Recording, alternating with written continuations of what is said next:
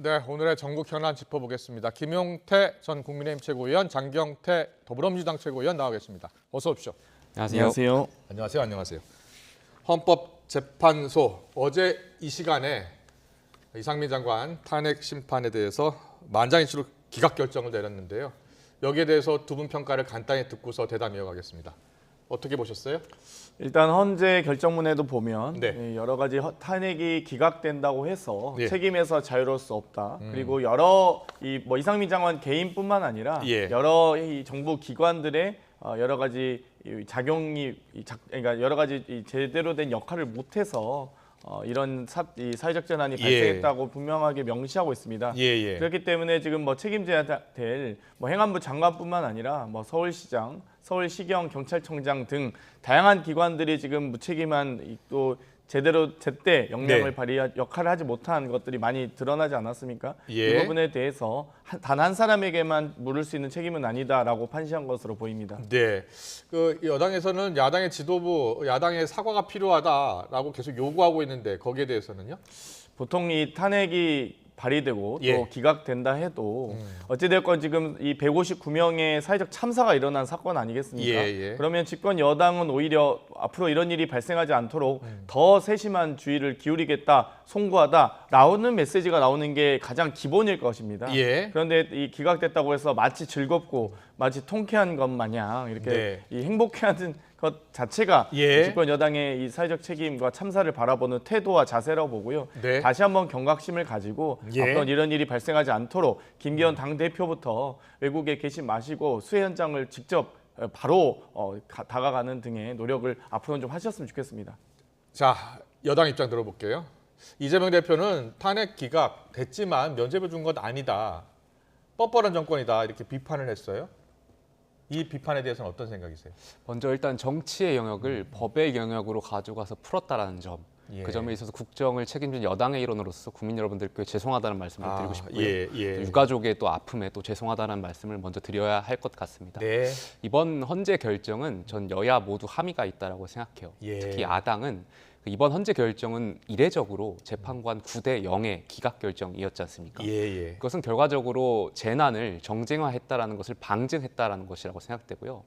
헌법 65조의 탄핵 소추는 직무 집행에 있어서 헌법과 법률을 위반할 때만 하게 되어 있는데 그럼에도 불구하고 야당이 힘으로 밀어붙여 국정 공백을 초래했다는 점, 그 점에 있어서 야당도 반성해야 될 지점이 있다고 생각하고요.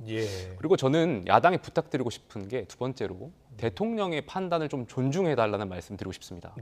이번 사건이 있었을 때 사실 여당에서도 이상민 장관을 사퇴해야 되는 것 아니냐라는 의견들이 있었고 저 역시 언론을 통해서 많은 이야기 전한 적이 있었는데요. 그럼에도 불구하고 대통령께서 최종적으로 판단하신 것 아니겠습니까? 장관으로서 재난을 수습해야 될 책임, 그 역시 사회적 책임을, 정치적인 책임을 다하는 것이라고 판단하셨던 것 같고 그런 인사권의 결정에 있어서는 야당도 존중할 필요가 있다는 말씀 드리고 싶고요. 여당은 이번 헌재 결정이 법적인 것이 면제됐다고 해서 정치적인 책임까지 면제되지 않았다는 점, 그러니까 더 큰 책무를 가지고 유가족을 지원하고 다시 한번 재난이 없도록 하는데 좀 수습하는데 만전을 기해야 할 것 같습니다. 여야 모두 책임이 있다라는 부분을 강조해 주신 것 같아요. 대통령실 관계자는 거대 야당의 탄핵 소추권 남용이다라는 부분을 강조했거든요. 거기에 대해서는 어떤 생각이세요? 메시지에는 공감하죠. 물론 여당 입장에서도 국정을 운영하는 입장에서도 대통령의 이제 집권을 했고 그렇다면 공약이라든지 국정 초반에 행안부 장관이 역할이 있었어야 되는데 어떻게 보면 야당이 어떤 무리수를 두면서 탄핵을 하면서 국정 공백을 초래하는 데 있어서 아무래도 좀 감정적이라든지 이러한 어떤 해명을 하는데 대통령실에서도 이제 입장을 내놨던 것 같은데요.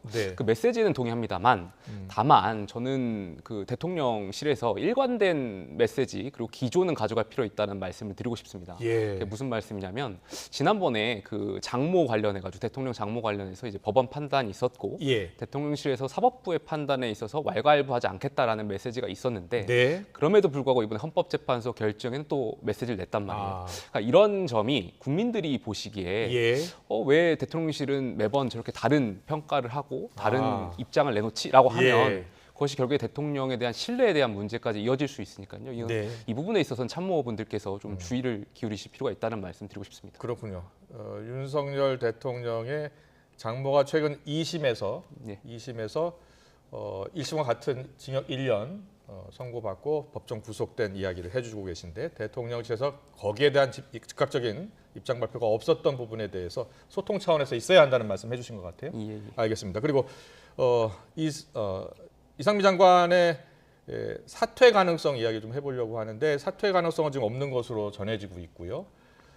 그런데 이번 헌재 판결이 법적인 책임은 면하게 해줄 수 있지만 도의적인 책임을 면해준 것은 아니다라는 그런 시각도 있습니다. 거기에 대한 어떤 생각이세요? 그러니까 방금도 대통령의 판단을 존중해 주셨으면 좋겠다고 하셨는데 뭐 저희도 존중합니다. 그렇기 때문에 이상민 장관, 이태원 참사 발생 즉시 직후에 이상민 장관에 대한 사퇴라든지 여러 가지 국정조사 과정에서 여러 차례 이 책임을 물었었고요. 네. 그 직후에 또 해임 건의까지 올렸습니다.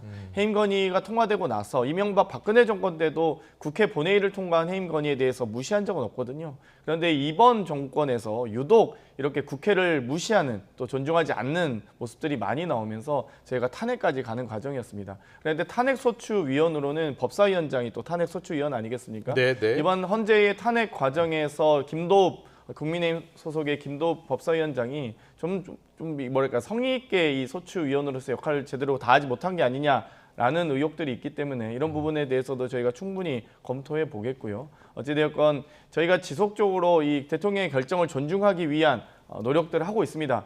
법안도 발의하고 또 이 여러 해임 건의도 하고 있으니 부디 이렇게 헌재까지 가서 이렇게 재판을 통해서 다투는 일이 없었으면 좋겠습니다. 네.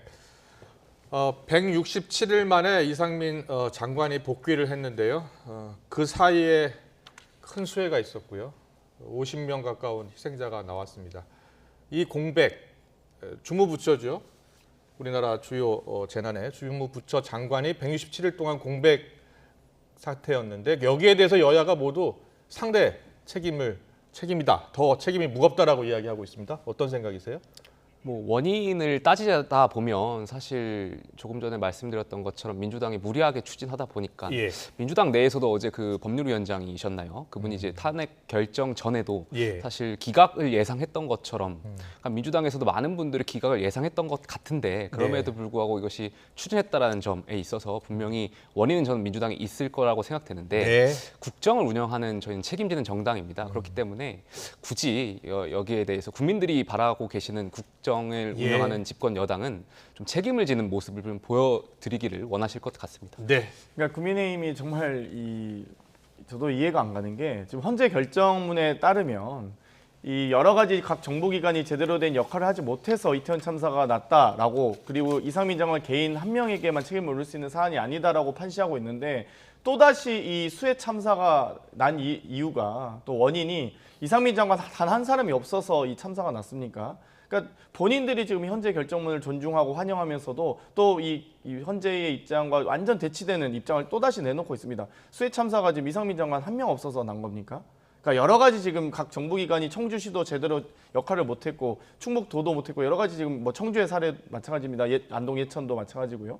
여러 가지 각 지금 정부기관들이 무능하고 무책임하게 했던 것들이 지금 사례들이 많이 밝혀지고 있는데 이 부분에 대해서 이상민 장관이 없어서 공석이라서 수해 참사가 났다라고 표현하는 것 자체가 좀 뭐 본인들이 지금 헌재 결정문을 완전히 뒤집는 말씀을 하시는 거라서 좀 국민의힘과 집권 여당은 어찌되건 정부의 이 일원 아니겠습니까? 그럼 좀 더 책임감을 가지고 말씀하셨으면 좋겠습니다. 네. 앞서 유가족들은 이번 헌재 기각 결정에 대해서 크게 반발하고 있잖아요. 그래서 이태원 참사 특별법 통과를 또 거듭 요구하고 있고 야당에서도 반드시 특별법 통과시키겠다는 입장입니다. 여당의 입장은 무엇이고 최고위원께서는 어떻게 생각하세요? 일단 유가족 그 어제 헌재 결정문 중에 제가 좀 유의 깊게 봤던 것은 그 유가족의 아픔을 공감하고 유가족의 어떤 회복을 지원하는데 국가가 책무를 다하는 것이 헌법 정신에 부합한다라는 그 결정문이었거든요. 그러니까 여당의 책무도 있겠죠. 그래서 저는 이태원 특별법과 관련해 가지고 분명히 여야의 입장 차가 존재합니다. 그래서 여기에 대해서는 앞으로 좀 정쟁을 내려놓고 입장을 좀 좁힐 필요가 있다. 그래서 여당도 양보하고 야당도 양보해서 좀 유가족의 그런 그러니까 어떤 아픔을 좀 회복시키는데 좀 주안을 정치권이 두어야 된다는 말씀 드리고 싶습니다. 알겠습니다. 장경태 의원께서는 뭐 현역 의원이시기도 하고 최고위원이시기도 하니까 더 잘 아실 것 같은데 지금 이 특별법 추진에 대해서 여야가 입장차가 어떤 부분에 있는 거예요? 이태원 참사 특별법은 어찌되었건 저희가 발의되어 있는 상황이고요. 여러 가지 패트 등으로 지금 노력을 하고 있습니다만 지금 뭐 국민의힘이 반대하고 있기 때문에 저도 좀 이게 이해가 안 갑니다. 저희도 계속 이태원 참사만큼은 여야가 이 정쟁하지 않고 함께 합의하면 좋을 텐데요. 여러 진상 조사에 대한 부분, 또 재발 방지를 위한 대책, 그리고 유가족의 어떤 피해 회복에 대한 지원 등의 이 내용이 들어가 있는데 이 법을 반대할 이유가 왜 있는지 모르겠습니다. 사실 그렇기 때문에 김용태 최고는 아마 좀 전 지도부라서 그런 것 같은데요. 좀 현 지도부에게 좀 얘기 좀 해주셨으면 좋겠습니다. 근데 말씀 중에 짚어야 될 건데 과한 부분은 분명히 있는 것 같습니다. 예를 들면은 여러 가지 물론 당연 유가족에 대한 어떤 직계에 대한 부분 그런 분들에 대한 지원은 당연히 필요합니다만 그 지원 범위가 넓은 부분도 분명히 있고요. 추모관이라든지 이러한 것들이 결과적으로 정말 유가족을 위한 지원인가 이러한 데에 대해서 국민의 공감대도 있는 것도 사실이거든요. 이런 부분에 있어서는 여야가 좀 입장을 좁혀나갈 필요가 있습니다. 알겠습니다. 자, 다음 이슈로 넘어가겠습니다. 여야가 오늘 김건희 여사 일가 특혜 의혹이 불거진 서울 양평고속도로와 관련해서 국회에서 격돌했습니다. 국회 교통위원회 현안 질의에 원희룡 장관이 참석했는데요. 어떤 이야기들이 오갔는지 듣고 오겠습니다. 진상규명을 방해하는 목적으로 자료 제출 거부, 기만적인 자료 공개로 국회와 국민을 무시해온 원희룡 장관의 사과부터 받고 현안 질의를 시작해야 된다. 이렇게 요청드립니다. 이 모든 사태가 이 지경까지 온 것은 이해찬 전 민주당 대표가 난데없이 이 특혜 의혹을 들고 나와서 이 민주당 당원 교육인가 그런 자리에서 했고요. 이재명 대표가 이 부분에 대해서 뭐 TF까지 만들어가면서 사실상 지시를 해서 왔기 때문에 그렇습니다. 이렇게 거짓 선동으로 몰고 왔던 민주당 전현 대표 두 분부터 사과를 해야 된다고 생각합니다. 네, 잠깐 들으셨으면 소란도 좀 있었고요. 고성도 오갔습니다. 원희룡 장관. 최선 노선으로 정상 추진되기를 누구보다 바란다. 본인이 이제 백지화 선언했는데 백지화에 대해서 야당의 사과가 요구, 이해찬, 이재명부터 사과하라고 말하면서 이 같은 태도가 바뀌어야 한다라고 이야기하고 있거든요. 자, 원희룡 장관의 이 발언에 대해서 먼저 이야기해 주세요. 이미 원희룡 장관은 장관으로서의 직무 수행이 어려워 보입니다. 그러니까 사실상 지금 뭐 국민의힘 소속 국회의원도 아니고요. 국토교통부 장관으로서 1조 8천억짜리 국책 사업을 일방적으로 본인 혼자 나홀로 백지화를 선언한 이후에 여러 가지 지금 뭐 비판이 쇄도하다 보니 지금 또다시 민주당에게 책임이 있다 혹은 사과하라라고 하시는 건데요. 지금 이 양평고속도로 이 노선을 변경한 것도 이 국민의힘이고요. 또 여러 그곳에 이 땅을 사놓은 분도 김건희 여사시고 또 거기에 대해서 백지화 선언한 것도 원희룡 장관인데 무슨 민주당이 사과를 할 게 뭐가 있습니까? 정말 7년여 걸쳐서 예타까지 통과한 사업에 대해서 55%나 노선 변경했다면 사실상 사업 재승인 혹은 재평가 대상입니다. 그런데 또 불구하고 이걸 아무런 오늘 또 국토위 과정에서 보고서 없이 일방적으로 변경됐다는 게 지금 나오고 있지 않습니까? 그러면 어떤 근거에서 변경됐는지 본인이 좀 말씀을 하셔야 되는데 그런 근거를 제시하지 못하고 계시면서 자꾸만 이렇게 뭐 민주당 당대표를 거론하면서 이렇게 사과하라 이렇게 하시는 것 자체가 제대로 된 진상규명을 지금 방해하고 있는 사례라고 볼 수 있고요. 아마도 이 부분은 아마 앞으로 차후에 여러 가지 뭐 필요하다면 국정조사를 포함해서 조사가 좀 필요하다고 봅니다. 네, 서울 양평고속도로 양서면에서 강상면으로 왜 바뀌었는지 또 언제 바뀌었는지를 놓고 여야가 격돌하고 있고 서로 다른 입장을 밝히고 있습니다. 또 이틀 전인가요? 건설교통부에서 모든 자료를 내놓는다고 내놨고 여기에 대해서 또 야당은 왜 인수위 때 보고한 자료는 내놓지 않느냐, 왜 핵심 자료를 빼놓느냐라고 또 이렇게 반격하기도 했습니다. 여당 입장도 들어봐야겠죠? 일단 야당이 너무 답정너, 색안경을 끼고 있는 것 같습니다. 어떤 부분이죠? 그러니까 야당이 물론 의혹을 제기할 수 있어요. 그러니까 야당의 역할은 당연히 여당을 견제하고 뭐 의혹이 있으면 당연히 의혹을 제기할 수 있죠. 그런데 마치 대통령과 김건희 여사가 시세 차익을 노렸다는 듯이 그리고 이미 시세 차익을 얻었다라는 듯이 답을 정해놓고 예. 이 의혹을 보고 있으니까 민주당에서 합리적인 의혹 제기가 되겠습니까? 예. 이해찬 전 대표 말씀도 안 드릴 수가 없어요. 이미 네. 그 강연의 한 자료 강연에서 마치 대통령이 이 사건의 어떤 범인인 양 예. 벌써 기정사실화해서 말씀했던 것이 문제가 됐던 거 아니겠습니까? 네. 그래서 민주당도 이 국민적 의혹에 대해서 좀 냉정하고 차분하게 좀 답을 내려놓고 그 예. 의혹을 좀 건조하게 좀 보실 필요가 있다는 말씀 드리고 싶고요. 네. 원희룡 장관께서도 물론 억울한 측면이 많겠죠. 그런데 국무위원이시잖아요. 예. 국무위원이시면 저 현안 질의 자리에서 좀 어떤 본인의 억울함이라든지 이런 민주당을 향해서 사과하라 이런 표현을 하시기보다는 이 전 국민적인 의혹에 대해서 성실하게 답변하는 것이 좀 국무위원으로서 어떤 역할에 맞는 것 아닌가 그런 생각도 해봅니다. 자, 종점이 양서면에서 강상면으로 바뀌는 과정에 대해서요. 이제 야당 주장은 바뀌는 것부터 시작해서 백지화까지 모두 여당이 추진했다라고 주장을 하고 있고 또 여당에서는 2019년 예비타당성 과정에서 대안 이야기가 처음에 나왔었고 작년 1월에도 대안을 검토하는 지시가 있었다라고 주장하고 있거든요. 이런 주장에 대해서는 어떤 생각이세요? 사실 도로 하나 만드는 것도 엄청난 노력이 필요합니다. 네. 뭐 교량, 터널 하나 뚫는 것도 엄청난 노력이 필요한데요.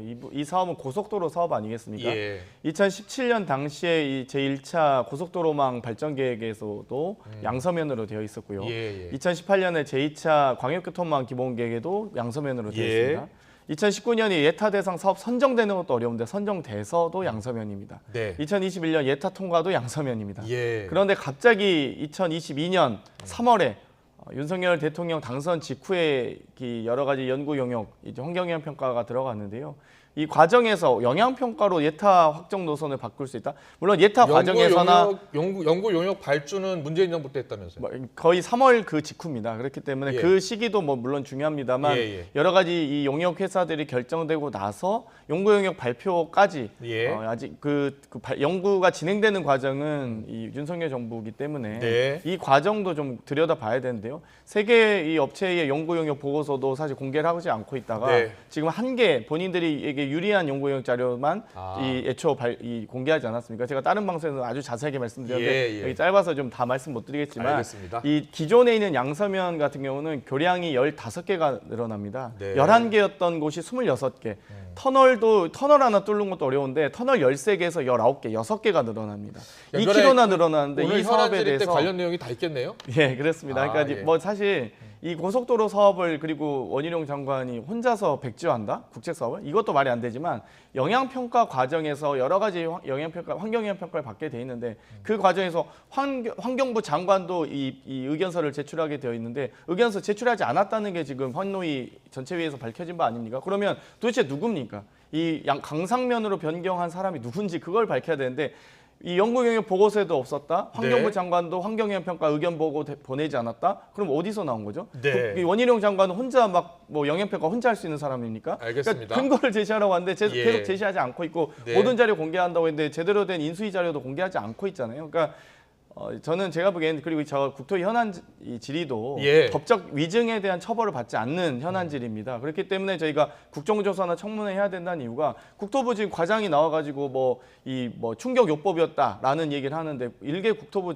과장이 그렇게 얘기할 수 있습니까? 국책사업 1조 8천억짜리 가지고. 예, 알겠습니다. 그러니까 정말 이게 말도 안 되는, 그러니까 정말 위증을 하면 제대로 처벌할 수 있도록 저는 이 사안만큼은 정말 심각하게 봐야 된다고 봅니다. 예, 김용태 전 최고위원. 장경태 의원께서 지금 색안경을 끼고 보신 것 같은데 예. 안경을 좀 벗고 보실 필요가 있을 것 네, 같아요. 네. 그러니까 저는 여기서 윤석열 정권이 한 거냐, 문재인 정권이 한 거냐는 저는 물타기라고 생각해요. 예. 국정 과제가 추진하는 데 있어서 어느 정권이 했느냐는 큰 문제인 것 같지는 않고요. 예. 여기서 핵심은 예비 타당성이었던 것이 왜 대안 노선을 바뀌었느냐 그 근거를 제시하는 건데 예. 실제로 예타에서 실제 본 타당성으로 갈 때 바뀐 사례가 여러 건 있지 않습니까? 예. 그러니까 이번 것도 그 중에 하나인 걸로 저는 생각되는데 네. 그리고 사실 예타안보다 바뀐 대안안이 어제 국토교통부가 발표한 그 자료에 따르면 예. 교통량이라든지 환경평가라든지 이런 거에서 또 양평 주민의 어떤 입장에 대한 반영이라든지 왜냐하면 양평에 RC가 생기는 거니까요. 네. 그러니까 이러한 것을 좀 종합적으로 봤을 때 좀 저는 타당할 수 있겠다라는 생각도 들거든요. 예. 그래서 물론 여기에 대해서 좀 더 어떤 의혹이 있을 수 있고 여기에 대해서는 좀 더 봐야 되겠지만 여기서 네. 좀 더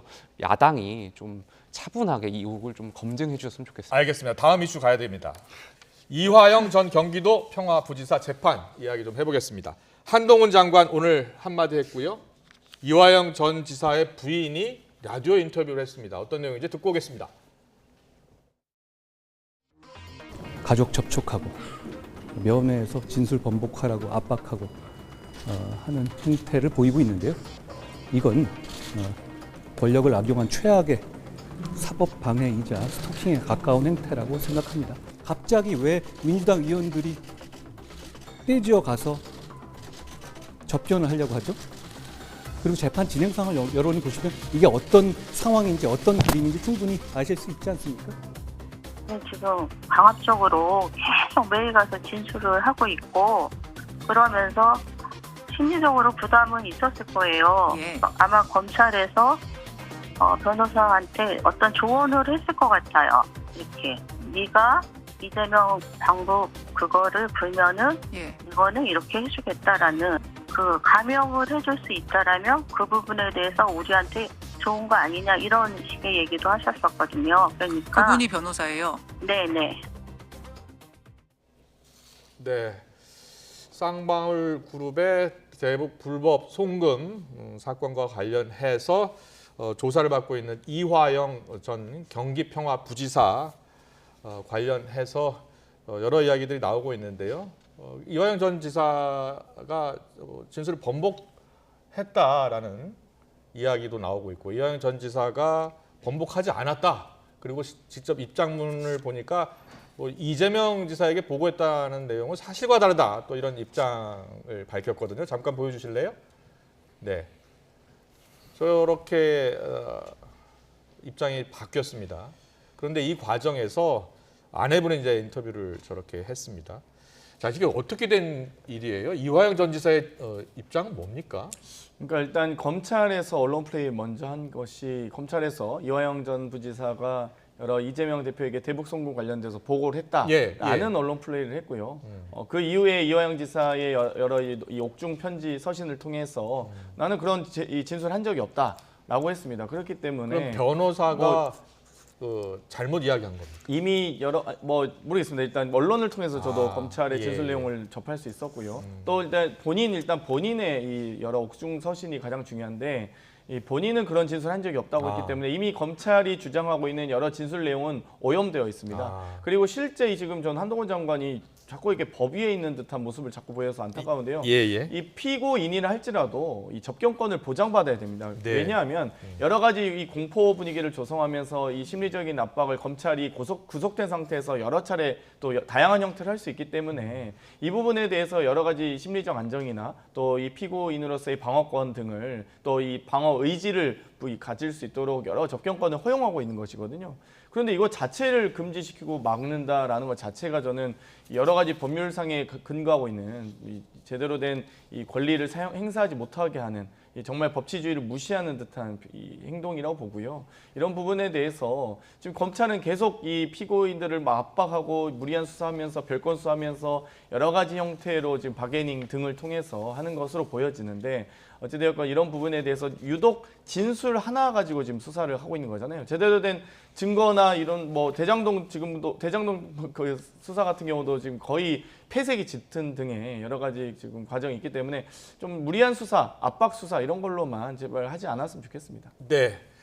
자, 한동훈 장관은 민주당 의원들이 떼지어서 가서 접견을 하려고 한다. 이해할 수가 없다라는 반응이었어요. 자, 어떤 생각이세요? 일단 장경태 의원처럼 생각하실 수도 있겠지만 장경태 의원의 전제가 틀렸을 수도 있습니다. 검찰이 언론 플레이를 했다라고 단정하시는 것 같은데 변호인이 했을 수도 있거든요. 그렇기 때문에 그 전제가 틀릴 수 있다라는 말씀을 드리고 싶고요. 저는 어제 그 이화영 부지사 전 부지사의 법정을 좀 주의 깊게 봤습니다. 왜냐하면 이게 너무 헷갈리잖아요. 국민들이 봤을 때 도대체 누구 말이 맞는 거냐. 그러니까요. 그런데 기다렸는데 의도치 않게 법정에서 어떤 진술이라든지 이런 것이 연기가 됐습니다. 전 부지사의 그 아내께서 변호인단을 이제 바꾸는 과정에서 변호인단이 출석하지 않으면서 이화영 전 부지사의 입이 막힌 것 아니겠습니까? 저는 오히려 민주당이 전략적으로 그 아내분과 혹시 어떤 음모를 통해 가지고 변호인을 바꾸는 그런 걸 통해 가지고 재판을 지연하려는 거 했던 것 아닌가 그런 추측도 한번 해볼 수 있고요. 그렇게 된다면 어떤 접견 금지라는 것이 저는 타당할 수도 있겠다 이런 생각이 좀 들어서 장경태 의원이나 저나 지금 추측에 추측을 계속 하고 있어서 알겠습니다. 좀 더 지켜봐야 될 것 같습니다. 알겠습니다. 좀 더 지켜봐야 될 것 같습니다. 시간 관계상 여기까지 들어야 될 것 같습니다. 김용태 전 국민의힘 최고위원, 장경태 더불어민주당 최고위원과 함께했습니다. 잘 들었습니다. 고맙습니다. 감사합니다. 감사합니다.